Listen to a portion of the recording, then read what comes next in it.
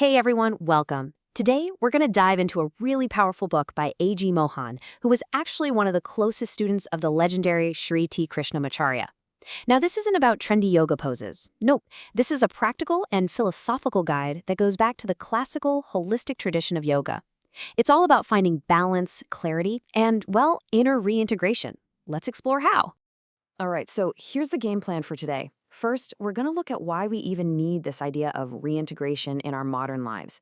Then, we'll explore the yogic map of our inner system. After that, we'll get into the core practices that help bring us back to ourselves, see how it all fits into a bigger life philosophy, and finally, look at a practical program you can actually use. Okay, so let's start right at the beginning. Mohan kicks things off by basically diagnosing the state of the modern human condition. I mean, why do we need something like yoga in the first place? What's the problem he's trying to solve? And what he argues is that most of us, we're living in this state of fragmentation, mentally, emotionally, and physically. Just think about it for a second. Our attention is constantly being pulled in a million different directions. Our breath gets all shallow and we don't even notice. And a lot of the time, our actions are just reactions to whatever is happening around us. And here's the kicker. He makes this really crucial point. Stress isn't caused by what happens to us. It's caused by how our own minds interpret those events. And that leads us to the core idea of the whole book. Yoga isn't being presented here as just a workout or some kind of fitness routine. Not at all. Instead, it's defined as a method for restoring our wholeness. It's a deliberate process of bringing those scattered pieces of ourselves, our body, our breath, and our mind, back into a state of harmony. So if we're going to start this process of putting ourselves back together, we need a map, right? We need to know the territory. Well, Mohan provides one with a yogic model of the complete human system. What he does is reframe yoga as a kind of systems thinking that we apply to our own well-being. The main idea here is that we aren't just a body or just a mind. We're actually this complex, interconnected system. And a disturbance in one part of that system is absolutely going to ripple out and affect all the other parts. And this is that system. It's known as the Pancha model. It basically describes 5 layers, or sheaths, that make up who we are. So you have the physical body, the layer of breath and energy, the layer of the mind and our emotions, the intellect, and right at the very core, our natural sense of inner joy. The reason yoga can be so effective is that it works on all of these layers at the same time. All right, so we've got the big picture. Now let's zoom in a little bit on our inner world. This next part explores the different states our minds can be in and really clears up the true role of the physical body in this whole practice. So, drawing from the ancient Yoga Sutras, Mohan basically lays out what feels like a psychology manual for our own minds. He says our minds can exist in one of these 5 states, from restless and dull to distracted, which, let's be honest, is where a lot of us spend our time, and all the way to a focused state and eventually a fully integrated one. This model is amazing because it helps us understand both why we suffer mentally and what the path toward clarity actually looks like. Now, this next part, this is a fantastic myth buster. Seriously, when we think of yoga, we almost always think of asana, the physical postures. And the common view sees it as being all about performance, how flexible you are, and how it looks.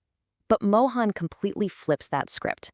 In the classical tradition, asana is a preparation for breathwork, it's a powerful tool to cultivate a steady mind, and it's a direct way to regulate our own nervous system.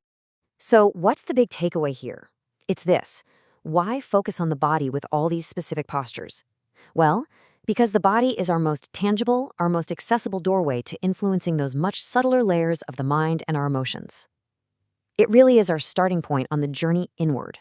Which, of course, brings us to the practical tools. I mean, if the body is the entry point, then what are the main vehicles for change? This is where Mohan hones in on the core practices of working with our breath and our attention. The book puts forward this really profound principle. Our breath is a direct mirror of our mental and emotional state. So it follows that if we consciously change the patterns of our breath, we can directly change the state of our mind. It's that simple. Pranayama, or breathwork, is probably the most direct tool we have for regulating our emotions. So Mohan lays out a few key principles from the Krishnamacharya tradition. This includes things like using specific ratios for your inhale and exhale, really focusing on lengthening the exhalation to calm the nervous system, and always synchronizing your breath with your movement. And he really stresses safety and personalization, warning against any kind of aggressive or forceful techniques. Okay, but what about meditation? That thing everyone finds so intimidating. Well, Mohan completely demystifies it. He says it is not about forcing your mind to go blank or trying to stop your thoughts. Instead, he describes it as the natural result of integrating your body and your breath. It's just a gentle process of refining your attention, where focused concentration sort of gradually and naturally blossoms into a meditative state.